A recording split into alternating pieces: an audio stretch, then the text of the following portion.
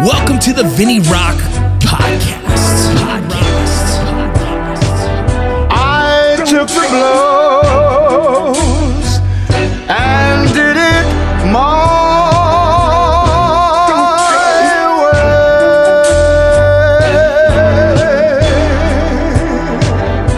way. It's time. The Vinny Rock Podcast.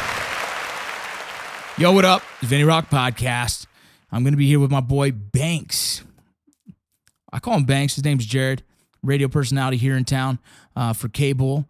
It's a award-winning country radio station here in town. He's a freaking incredible person, and I love his insight on things. And, we're good friends and family friends, and so I bring him on here. But before we get to that podcast, we got some sponsors. Lead Slingers Whiskey. Oh, my goodness. Crazy. Lead Slingers Whiskey is doing its thing. It's growing. It's going places. Man, right now we're currently in how many states? Let's see. Slingers. We're currently in like 30-something states, and it's hard to say. But go check it out. If you guys have questions what state we're in, if you're in a state like, I know a lot of these states have it. Oklahoma has it. Texas has it. New Mexico has it. Maybe New Mexico doesn't have it. Shit. California has it. Nevada has it. Okay? Utah has it. I mean, the list goes on and on. You got to go to your local liquor store, and if you know you have it in your state, if it's already in your state, you can request it from your local pub. I don't know how that works, but you just tell them. Tell them you want Lead Slingers Whiskey, goddammit. Veteran-owned company. Also, maybe you didn't know this, but three of us, we're also law enforcement. So we support the Thin Blue Line. If you guys don't, well, you know. Don't forget, Warfighter Tobacco. You guys can get warfightertobacco.com. Go check it out. Order your cigars directly to you besides here in Utah because we have some interesting state laws on that. But if you're in Utah and you're looking for Warfighter Tobacco, you can go to the Beehive. They carry it. They're freaking awesome people. Go check them out. While you're in town, you might as well go check out Throwbacks Barber Company. Yeah. Hey, let's jump to the next one. Core Medical Group. You guys already know. Testosterone replacement therapy that is delivered directly to your house. They call that telemedicine. You go get your blood work done. They tell you if you're deficient in anything, and if you are, they help you fix that deficiency. You take a shot yourself. You can have yourself do it. You can have your wife do it. Whatever you want. You get blood work done quarterly. Make sure everything is going good. Make sure your levels don't need to be adjusted, or maybe they do. It will change your life. You'll recover faster. Your sex drive will be better. You'll just feel better about yourself. A lot of veterans, a lot of people who've been through trauma, law enforcement officers, firefighters, a lot of these guys, years and years of moving and shaking and doing their thing, for some reason, the testosterone dumps. And all I want to do is help you try and fix that for yourself, for your family, and for your health. Go check them out, Core Medical Group. Let them know I sent you. It's not hard at all. BeyondClothing.com. If you guys don't, please go follow them. Actually, I'm going to make a post right now because that's how much I love their gear. BeyondClothing.com. Go check them out. There's an outdoor expeditionary gear. They have some dope clothes, jackets, hoodies, multi-layered systems. It's everything you can think of if you're going to be an outdoorsman. Trust me, go check them out. You can let them know I sent you. That's pretty easy. Tell them Rocco. ROCCO. Boom. GMR Gold, subscription-based silver, gold, precious metals, coins. Hand them off to your friends. Share them. Coin check. Do whatever you got to do. Go hit them up. GMRGold.com. BullionBox.com. The Bullion Box essentially is like it's a subscription-based box, right? And you can get your $100, $200, $300 worth of precious metals. I got a fucking safe full of this shit. I love it. I'm excited about it. When I die, my kids are going to be able to freaking pass it around like Scrooge McDuck. Check them out. Use the Rocco promo code. Perseverance Survival. The Wooby hoodie, the Silkies, your Ranger panties. I use them as underwear. I sometimes go tanning. I don't go tanning. That's a lie because I'm Hispanic and I'm already tan as all hell. But if I do go to the beach, I might want to wear my Ranger panties. Those things are incredible. Go check them out. Perseverance Survival has them. You got to support this man. He's a veteran-owned company. This guy is hustling, doing his thing. It's him and his wife running it. PerseveranceSurvival.com. Use the Rocco promo code, all caps, and you get 15% off. That's what I'm talking about, baby. Willie Pete's chocolate. You got to check it out. His chocolate is freaking awesome. Scoville units. You know what that is? That's like the ratings of what they do chili, hot peppers. He's got some that have nothing. They're like chocolate and marshmallows and stuff. Then you got ones that are like the Moab and it's super hot and it burns your face off. Go check them out. I love them. Willie Pete's chocolate. Go check them out. Aircraftmaintainer.com. Hit them up. It's just like that. It's aircraftmaintainer.com. If your MOS, if your job classification in the military is something to do with maintaining an aircraft, hit them up. There's some extra certification and training you can get. If you're just curious, hit them up. The guys who own that company give a shit. They actually care about you. They want to make sure that you're doing good things in the future. And I recommend you hit them up and they can answer all the questions you have. Yo, let's get to this freaking podcast. I'm out.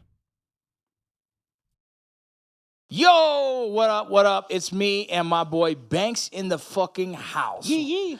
What up, dog? How's everything? Language, bro. It's a family show. Jeez. I think it's, I don't know, my mom, man. Dude, Yo, mom's is listening. you know what's funny is my mom's here right now and she got an fender bender the other day, bro. Oh, no. In the snow? No, she's doing a roundabout. Oh. Dude, and she calls me and goes, Vinny, I was in an accident. And I swear to you, bro, the first thing came out of my mouth, I genuinely had no idea this was coming out of my mouth. I said, "You fucking shitting me, right?" Like it was one of the girls that was telling, like it was one of your daughters? Oh, yeah, you fucking shitting me, right? And she goes, no. And I was like, Mom, where are you? You know what I mean? And so I'm like, so I got a GPS tracker on her all the time. So I just GPS, I said, I'm on my way, I'm 5 minutes away. Boom, and I drive over there. She doesn't understand the roundabouts, and she kind of just... Sorry, nobody else does here either. She leaned in there a little too hard and bumped someone in the ass, right? Oh, so okay. it is what it is. But, yeah, and then we get home, she goes, Vinny yelled at me, right, to Christy, and she was upset, and rightfully so. I've never talked to my mom that way in my life, dude. So the fact that any curse word came out directed towards her was after the fact. I was like, that's how surprised and caught off guard I was. Because anyone else would be like, shut the fuck up. You know what I mean? Yeah. Yeah, you fucking kidding me, right? I remember as a kid, I didn't even curse at my mom. Yeah. I told my mom to shut up one time. Ooh. We were moving furniture, and my parents were sitting on the couch, and I was trying to move this chair, and I remember my mom made some kind of smart-ass comment. Oh, and I was just like, in my teenage way, I just went, ugh, shut up. And I remember my dad, real calm. I would've got killed. Stone cold, like, got up, grabbed the front of my shirt with both hands, and said, you do not talk to your mother or I that way ever. And literally threw me across the living room. Yeah. And I broke the wall. I think that's fair. You know Right? what I mean? Like, Bro, talk to my wife that way. And if my kids ever talk to my wife that way, oh, they've gotten some legitimate, legitimate checks. You cannot ever disrespect my wife. None. No, I will fucking turn that shit up straight up. You know what I mean? Like, I was telling, my daughters were asking me about fights. Like, Dad, you've been in fights, huh? I've heard you say you've been, I was like, yeah. So I'm telling them about fights. They're like, why don't you fight anymore? I was like, you know, that side of me is so different. There's a switch, right? And that switch, it's a lot harder to turn that switch on these days. Mm-hmm. For whatever, maturity maybe, or older age, whatever the fuck it is, it's a lot harder to turn that switch. But when you say some shit about my wife, like if one of my kids disrespects my wife, that switch is fucking flipped so goddamn quick, bro. Right. I lose my shit. Because it's like the protector of me, and like, yo, you can hate me all you want because I'm the dude, right? Get it. You're putting yourself out there. Right. But my wife, your mom, the woman who raises you, who cooks for you, who cleans for you, who does all that shit, who shows up to school and does the little parent-teacher meetings, all this fucking all the thankless stuff that mothers do. Exactly. And that then doesn't all the stuff that they say doesn't show up on a stat sheet. Yeah, that's the last fucker who gets any kind of attitude. Not even from me. Right. Not even from me. If she barely gets any kind, I'm just like, she should get gratitude, and that's all that's the most of it. That's the most of it. Yeah. Dude. And it's funny, like, although in my house we fight a little more than that. Yeah, but everything is different. It's just different. Dude, we haven't been married as long as you have. Right? So yeah. Things change, dynamics change in relationships. And well, ours is super unique, though, too, because we're not like a lot of couples, and we don't let any resentment build up. Like my wife and I are so honest with each other in our relationship, and people think we have like problems in our relationship because we fight a lot. But we fight about, like I always say, we fight about good things. We fight about little things that continually keep each other checked and keep us honest, because we don't let any resentment build up. If there's something to be said, we say it, we get it out. It doesn't matter if we're at the family barbecue or if it's like right after church and we're standing there, like we get it out then and there, and then we go on and we kiss and make up and everything's good minutes later. Yeah. You know, so it's, I mean, but everyone has their system. Tuesday, Tuesday's the 11th, right? Yeah. Tuesday we'll have been married 14 years. Damn. We'll have been together for 17 years and change. Yeah. That's great. So we've had a really good run, and I think it's because we're always honest with each other that way. I think they have to be. You know, there's moments where I kind of pick and choose. There's such small things that I know I overreact, right? Like kids and sports. It's so important to me, but it's not so important for my wife because education is more important. Right. That's our argument, right?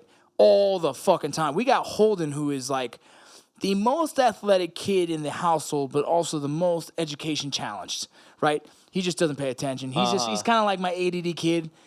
Might actually have ADD. We don't know, right? Like he's just a really challenged kid when it comes to focusing on his work. It's not that he's dumb, because the kid, when we sit him down, he gets his shit done. But it's applying himself when mom and dad are not around. That fucking kid, though, can show up in a baseball game. It could be a fucking tie ball game. He goes in there and pitches fucking 3 strikeouts, right? Like, no pressure, doesn't give a fuck. He gets in there and handles it.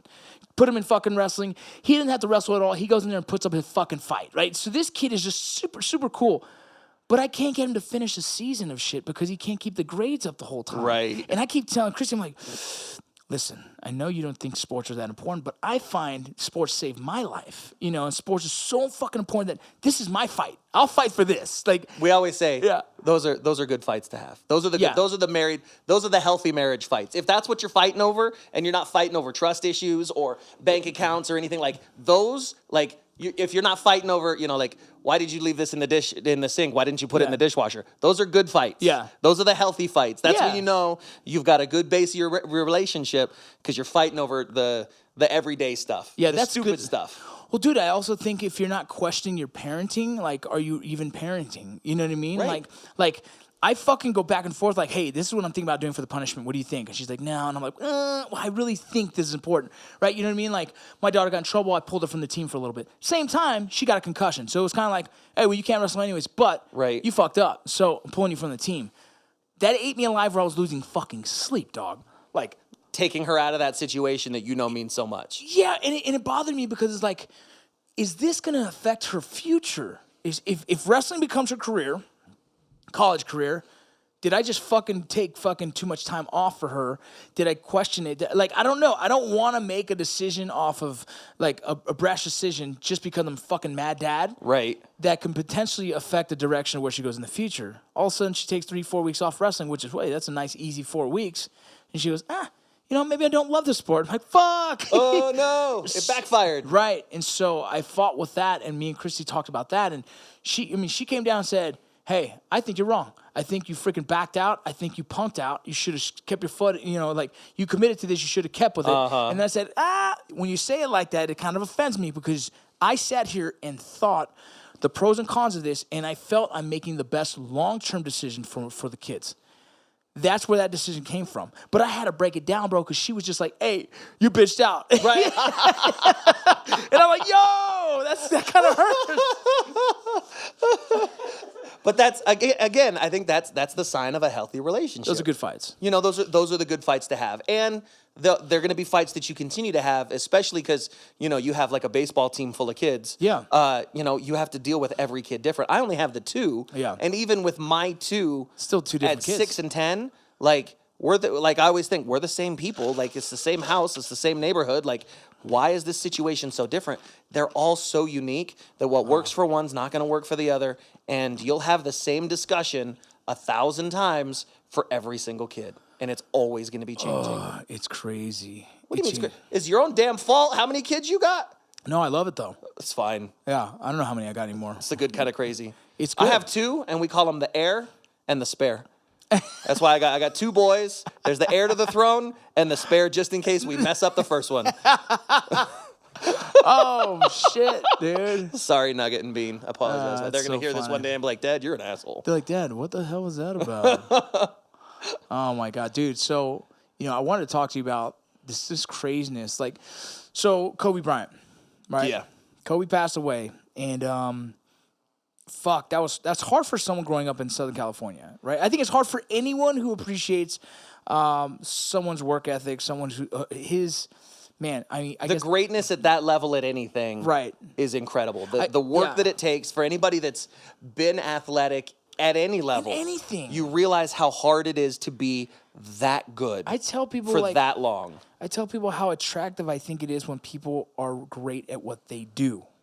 That's attractive as fuck. I'm like male, female, like, oh my God, it's so dope to watch someone be great at what they do. And he's one of the best at what he did. I mean, he's in the conversation of the best basketball player who's ever lived. He's in the conversation. Easily. And so it's like for him to be gone so soon, and the way it happened caught us all off guard. And as well as his daughter with him, you know? And what bothers me and with this conversation he's been going is like the crazy backlash that people got for posting about it. Like I posted about it, right? And I don't post much of my opinions, but I said thank you for all the childhood memories. Because genuinely, growing up in LA, during the era of the fucking Lakers kicking their fucking ass out of motherfuckers, right? And winning, just being a You got to part of remember, it. there was no football in LA at that time No, either. dude, we had Dodgers and Lakers. That was it. And the Kings. And it's like, hockey's not the biggest sport in LA. You got Dodgers and fucking Lakers. We lost the Raiders a long time ago. We lost anyone else that come, it just didn't happen for us. So we looked up to those two teams. Dodgers haven't had a really good run until recent years. Yeah. So our only champs were the Lakers. I remember the first time they fucking won. I remember when they got Shaq, and we were like, I woke up my brother, Junior, we got Shaq. Yeah, and it man. was like, we knew shit's changing. And when they fucking won, everyone had fucking Laker flags. It was just so much pride of LA, dude, and which is a beautiful time. And growing up in that era, he is a big part of that influence. And so, yes, I posted a picture saying, thank you for all the childhood memories, right? And fucking right off the bat, you start getting people fucking saying, oh, bro, it's just, do you even know him? You don't know him personally. You know, like, what you know, all this weird shit. Weird, insecure, fucked up shit, right? Like, oh, did we forget that he's a rapist? Like, Whoa, pump the brakes on that one. Bro, how do you feel about the whole, I'm just getting really frustrated. I was really surprised how hard it hit me. Yeah. So I'm obviously working in the press. I work in radio. I got the news break about 30 seconds after it broke that this had happened. And in one of the first press releases, and then nobody said anything about it for hours afterwards, it said that he and all of his kids may have been on board. Yeah, that early one And was it was bad. one of the first, and I as a dad, first, my heart sank because I couldn't imagine sitting like Kobe had to in that situation and look across at his baby girl and not be able to tell her everything was going to be okay. Yes. To know that you're about to be in what's most likely going to be a tragic accident and that you're both going to lose your lives and have to hold on to her and look her in the eyes and say, I love you. That was such a hard thing for me emotionally to have to deal with. I was more surprised in the days and now weeks afterwards how much I was affected by it. I don't think I realized I was as affected by his athletic influence and his community influence as much. And I think I'm more aware of that because of my position than a lot of other people are that are just hating on him. But his impact and the man that he had become as a father post NBA career was the biggest thing that immediately affected me. It's hard, bro, to hear. Like, and that's the other thing, right? People were like, you know, his daughter died too. I'm like, yeah, man, I get it. And I didn't post about that because out of respect, I wasn't going to mention the family, dude. It was more like, look, he who is the one who impacted me for many reasons. When all the people like, oh, there was 8 other people on the plane, asshole. I'm like, I'm not slighting them at all. Those are all, it's all relevant and it's all equally sad. There's no one's death is more greater than anyone else's. But I'm going to acknowledge any motherfucker who's had an impact in my life more than anyone else. You know, I actually wrote a fucking message to someone. Someone said, like, yeah, I guess they weren't as important. And I Googled it. It was like 156,000 people die a day, right? And I said, hey, motherfucker, unless you're going to go and fucking post 153 fucking thousand fucking rest in peace fucking text message or posts, got every goddamn day, shut the fuck up. You know what I mean? Like, shut the fuck up. I can acknowledge any motherfucker I want at any time because it impacts me personally. My social media is not a fucking place for you to go fucking throw your opinions. Yours is. Go to your fucking social media and post whatever the fuck you want. They can't because they're only talking to 4 people on those. That's exactly. You know, they've got to jump on yours small because reach. you have an audience. And it drives me crazy, man, know. because I don't use my audience in that manner to like push my opinion. I Right. didn't say anything other than thank you for the fucking memories, dude. Well, and I think beyond sports too, and you and I kind of talked about this at lunch a few days ago. Like, why did this hit across the league beyond what his greatness was on the court? I don't think nobody's ever going to deny that. Right. You could split his career in two, in the 8 jersey and the 24 jersey, and both of those careers on their own are Hall of Fame worthy. Yeah. When you realize it was one guy over 20 years for one team, it doesn't even sound real that he was that good for that long. But what he did after he retired, you're talking about a league where most of those guys didn't grow up in 2-parent homes. Yeah. Most of those guys didn't have a positive male figure in their life, let alone one that had the same skin color that they did. For a lot of those guys, it was the coaches in their life that looked up. Kobe was that first guy that showed them what a powerful, educated, empowered African-American man in America could be. Yeah. He was a husband and a father first, and a businessman and an athlete. Yes. He was the guy that so many guys in the league looked up to because first he got their respect on the court for being the Mamba. Yep. But then when they got to know Kobe the man, and this was a guy that a lot of people didn't really acknowledge or get to see, but it was his effect on these young men in the NBA off the court, and the type of men and the example of a man that he set off the court for these guys to be. And that's why he affected so many in the league, because of what he was doing with his legacy. Obviously, he has this great legacy, but then he had turned it around and he had the academy. Yeah. And of course, some of the lives that were lost with him on the helicopter that day were some of the coaches, teammates, and other people associated directly with his academy. We know that's where they were going. But to be able to be as involved and to continue to give back and to set that example, that's why this hit so hard for so many people. And that's one of those things where I don't want to say it was colorblind a little bit, but I think that's where a lot of people lose track of, and especially for as diverse as LA is, I think that's why people from LA understood it a little better than from a lot of other places, was that he wasn't just a black man being successful. He was a man, period. Yes. Who was a father, who was a businessman, and somebody that everybody could look up to. And it's crazy. So my buddy, GRJ Books is also Jez, the co-author of Sugar Man. He wrote this, like, I think it was so dope. And just to paraphrase, he's saying, you're allowed to mourn who you want, when you want, however you want. No one group has the monopoly on tragedy. That line right there is like fucking beautiful, because what happened was you have a lot of veteran supporters, which thank God we have those, but they got mad and they were saying, like, veterans die every day, no one gets this kind of attention. It's like, yeah, but like, you can't be so ignorant to say that and really think it holds weight. Right. Kobe was well-known person, and he's a household name. Everyone has an effect to that. Not everyone knows every name of every soldier, and that doesn't mean that their death isn't valued and respected and appreciated and acknowledged. It's just, we've been at war for 20 fucking years, and you have to understand most of the civilian culture is exhausted of that. We can get it. And as sad as that is, but it's true. And at the same time, it's like, but that doesn't devalue anyone, right? No. It didn't devalue veterans. Fuck, we just lost 2 more fucking soldiers overseas, 2 special forces operators overseas. And every time I read that, I tell my wife, like, damn, we just lost 2 more. And she goes, really, what happened? Like, that's my household. Right. It affects me. Well, and there's a lot of organizations out that continue to raise that awareness and to carry the banner for those men and women in uniform who continue to serve and are lost. It's not that they're valued any less. Yeah. The universal impact of someone like Kobe Bryant dying the way he did, doing the things that he did, it just impacts so many more people. Yeah, it's a chance to tell that story. It's not that it's valued any more or less. You know, the awareness and the respect that I think, especially we see it here in our community in Utah so much. it's as high here as it is anywhere in valuing the lives and the memories of those men and women that served. The parade that we just had for the young Marine that lost his life. Like, it hits home here a lot. That doesn't mean that we can't celebrate the life of somebody like Kobe Bryant. Yeah, and that's the hardest thing for me, dude, is that I don't want to be mad at my own community, but I want my community to think before they react.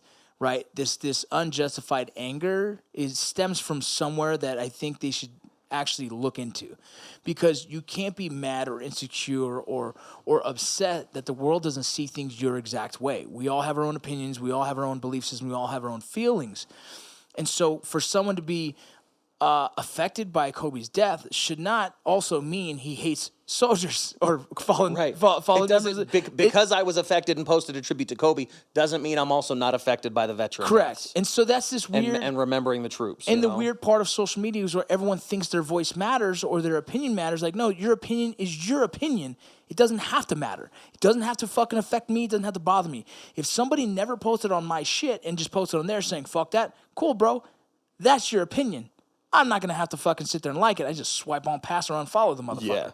But the last thing I want is a motherfucker jumping on my page and giving their opinion. It's like, bro, cool story. Now get the fuck off my page, because you don't live my life. You don't walk in my shoes. You didn't fucking, it's just the weirdest fucking thing. It's bizarre. It's like, social media has given everyone a voice. And I think that's great. Everyone should have a voice and everyone should have an outlet to be heard. But not everyone has that audience for a reason. Right. Because not everyone has anything that's really intellectual enough or articulate enough or well thought out enough to matter. And that's again, just like with someone passing. That's not to say that it doesn't matter to you and to the people around you or to the people who think like you. But it doesn't matter to me. Bro, and it's so funny. This reminds me of like GoFundMes. Dog, I get hit with GoFundMes all day long. And it's like, I've had to write the dialogue out and say, listen, I'm going to be honest. I only share GoFundMes that personally affect me. Because if I go and post every GoFundMe, that's all you'd post. All you'll ever see on my page is GoFundMes. Because I get it. We all have our own emergencies. We all have our own lives. And we all have our own, I guess, passions and things that affect us. You can't pour that onto other people expecting them to feel the same grief. And that is the hardest thing to convey to people. And it's like, can you not sit back and understand that? Like, it's like even nonprofits, bro. Like, it's all the same thing. This is all in the same idea as like, you can't expect the world to fucking feel your pain, because it just doesn't happen. Well, here's how jaded I get by it. In my business, obviously, I work in country music radio. Yeah. And every single concert that comes to town, I can tell it's getting close, because within about 2 weeks of, let's just say, for example, Blake Shelton coming to town, the emails start coming in. 2 years ago, my mother was diagnosed with breast cancer. Oh, fuck. A month after that, my husband passed away in a car crash. Our autistic child was comforted in Blake Shelton's music. It would be really great if you would give us 2 tickets to the show so I can take him. Bro, and you know how hard that is for a motherfucker like us who have kids? And there's part of me that wants to say, that's terrible, yeah, I should give you tickets. But that's one of 100 emails I'll get from somebody trying to use tragedy and their emotional pain to get free shit. Yeah. So part of me is like, oh, that's terrible. They've had an absolutely horrible experience. I feel really bad for them. And then it turns into just this jaded, well, screw you. You're using your mother's death by breast cancer to try and get tickets to a concert.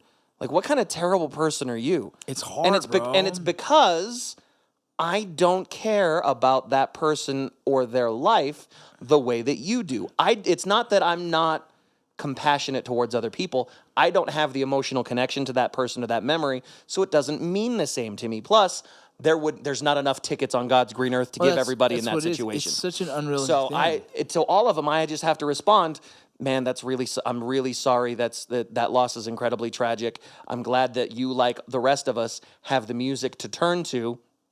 Good luck winning your tickets. We'll be giving them away all week next week. Oh, yeah. And dude, and I have to write that email and I'm sitting here like 100 times. But I get it. Every month. I get it, dude. I feel like the asshole every time I have to write it because I would love to just give these people the tickets. But Yeah, but dude, it's like what? but you're using your mom's death to go see Blake Shelton. I feel like that's a shit move.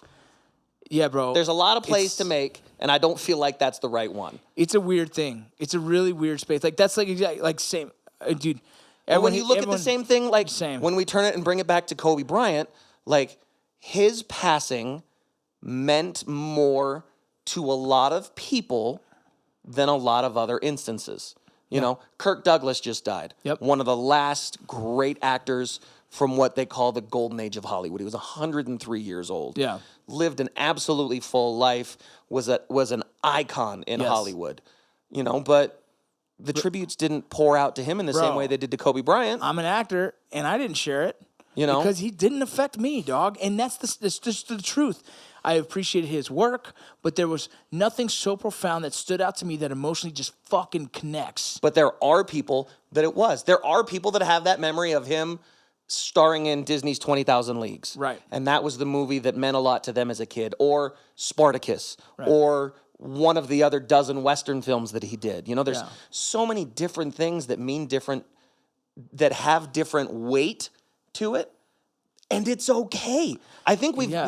we've backed ourselves into a corner, and we do this politically and we do this socially now, where it's all about whatever you're angry about.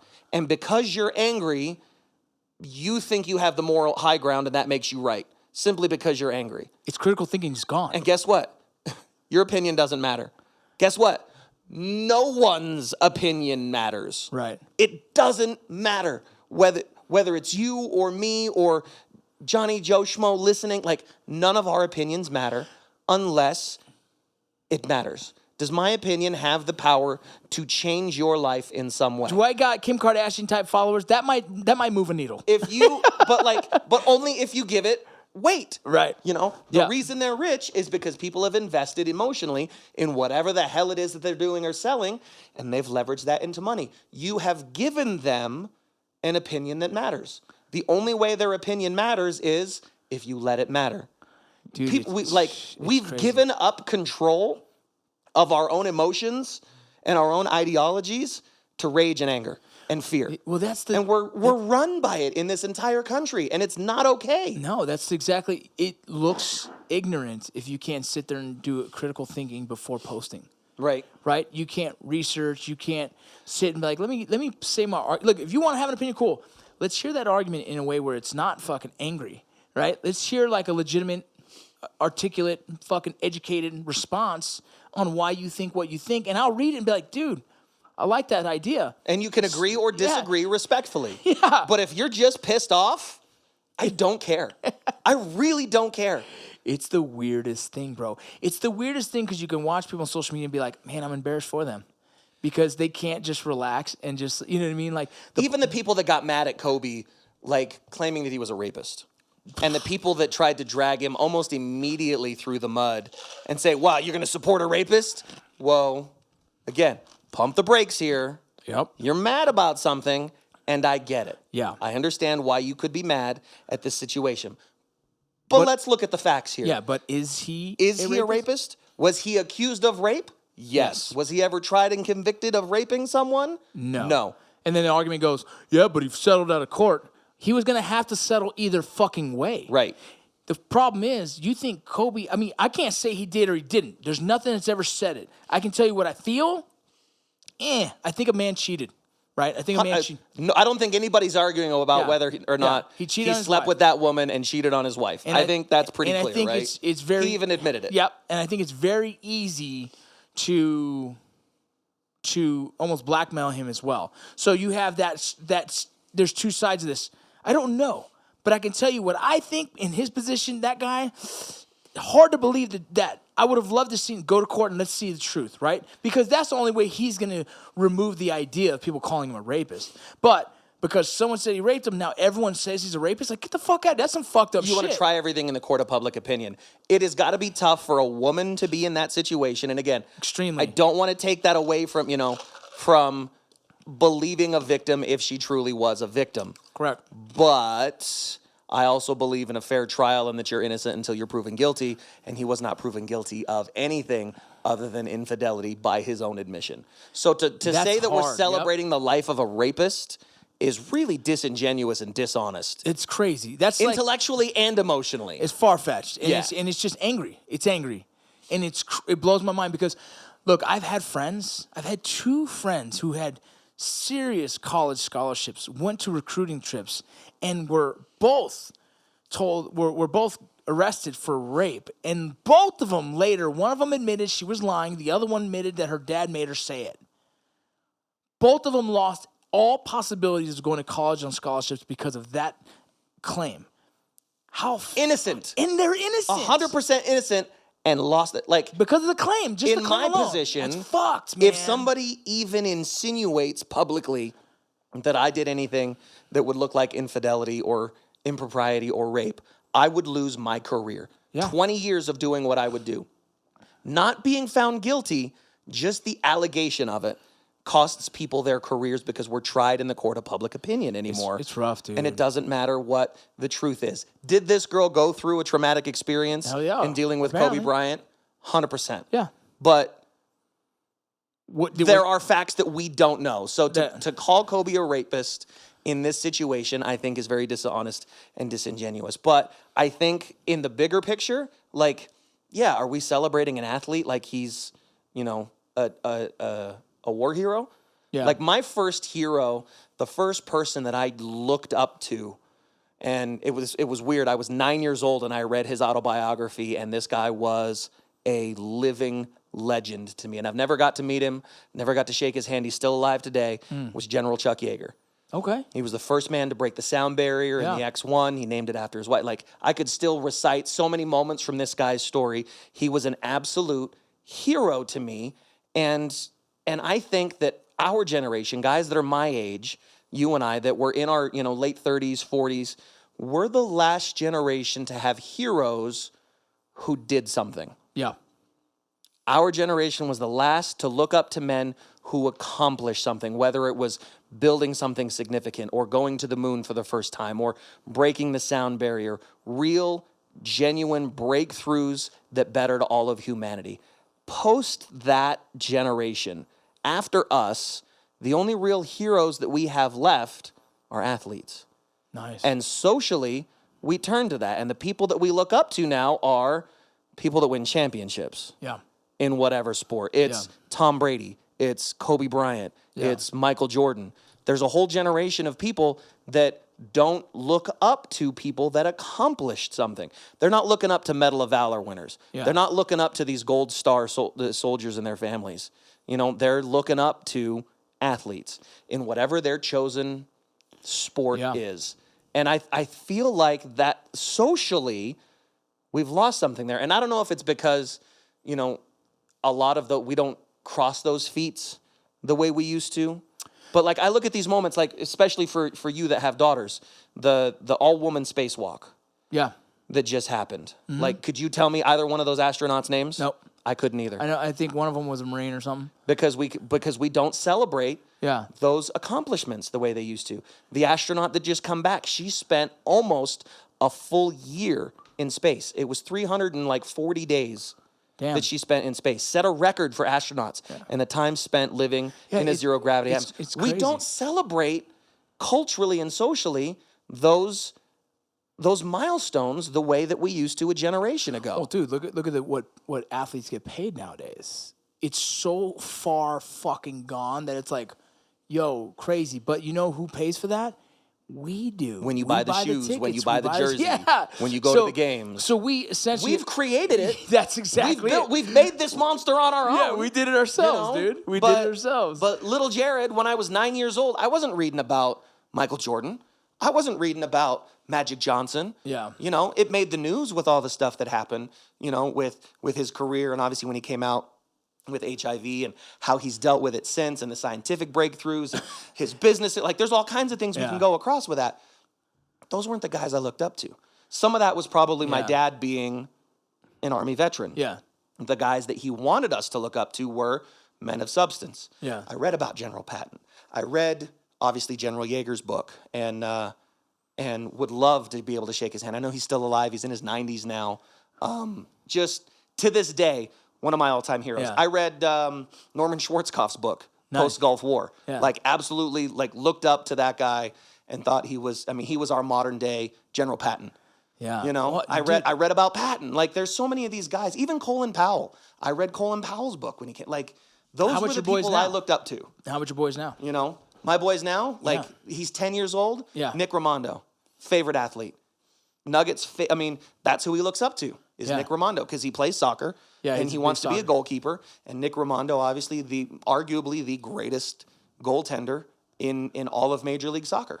Huh. You should go get him a military book. So he's got one called Light the Fuse from Uncle Vince.